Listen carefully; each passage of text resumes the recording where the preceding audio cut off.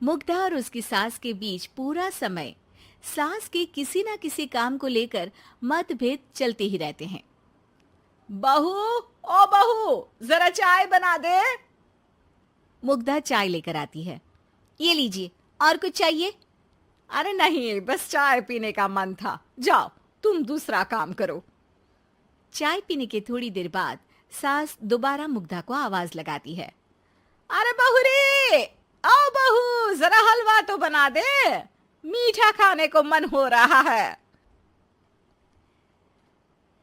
इसी तरह मुग्धा की सास पूरा समय कोई ना कोई काम बताकर उसे रसोई से बाहर तक निकलने नहीं देती। कभी चाय, कभी हलवा, कभी पानी तो कभी दूध, हर समय खाने को चाहिए और उसके लिए अपने हाथ पैर बिल्कुल नहीं हिलाने। परेशान किया हुआ है इन्होंने। सास की जबरदस्ती परेशान करने की आदतों से दुखी मुग्धा एक शाम सचिन के साथ अपने कमरे में बैठी हुई बात कर रही होती है। सुनो जी, मम्मी जी की ये जानबूझकर मुझे परेशान करने की फरमाइशों से मैं बहुत फ्रस्ट्रेट हो चुकी हूँ। पूरे दिन में एक सेकंड का आराम नहीं मिलता। रसोई से बाहर कदम रखती नहीं कि बहू ये बना दे, बहुरी वो बना दे। अरे इनकी फरमाइशें चलती ही रहती है। अरे मुग्धा, माँ खाने की शौकीन है, पर उम्र हो चली है, खुद खाना नहीं बना सकती, इसलिए तुमसे बोलती है। अरे तो शौक भी उम्र देख कर रखने चाहिए ना। समझ में नहीं आता, हर समय फेविकॉल का जोड़ लगाए सोफे से चिपकी बैठी रहती है। इतना सब डाइजेस्ट कैसे हो जाता है उन्हें? अरे तुम मेरी माँ से इतनी नफरत कैसे कर सकती हो? मैं उनसे नफरत नहीं करती जी, बस परेशान हूँ।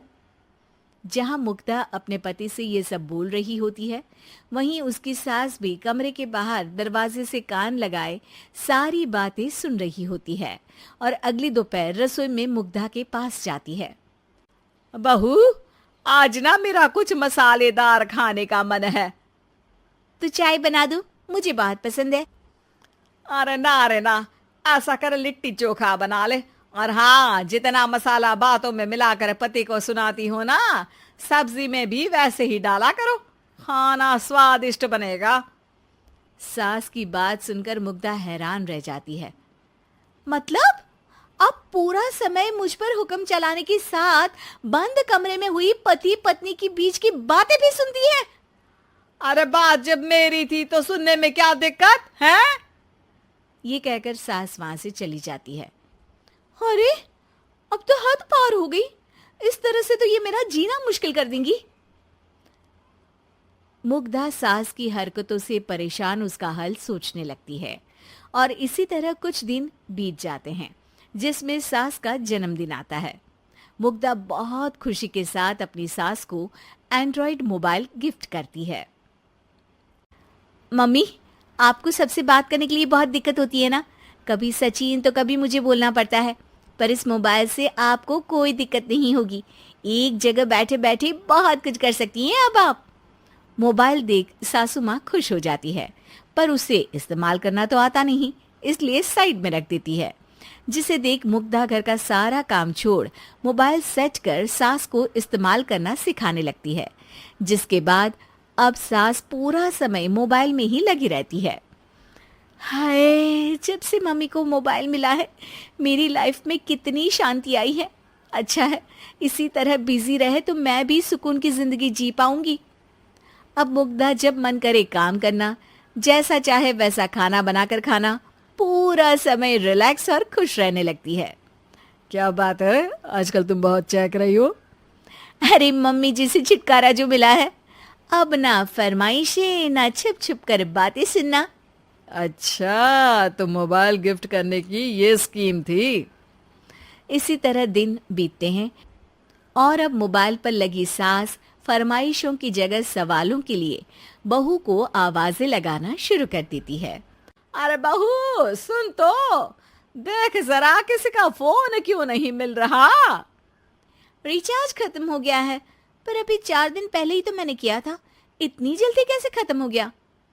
अरे मैंने कल तेरी कनाडा वाली मौसी सास से 3 घंटे बात की थी ना। क्या?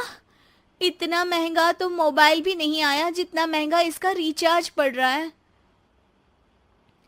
इसके बाद तो जैसे मुग्धा के दिन के 24 घंटे में से 20 घंटे सास के पास उनके मोबाइल रिलेटेड प्रॉब्लम सॉल्व करने की ड्यूटी ही बन जाती है। अरे मुग्धा, ये मोबाइल में अचानक तेरी मौसी सास की शक्ल क्यों दिखने लगी? और ये तो हिल भी रही है। मम्मी, ये गूगल डुओ का वीडियो कॉल है। इसमें आप बात करने के साथ एक दूसरे की शक्ल भी देख सकती हो। अच्छा, ये तूने मुझे पहले क्यों नहीं बताया? अब बताने के लिए पहले नहीं बताया। इसी बीच सचिन भी वहां आ जाता है और सास अपनी वीडियो कॉल में बिजी हो जाती है। क्यों, सास बहू में क्या गपशप चल रही है?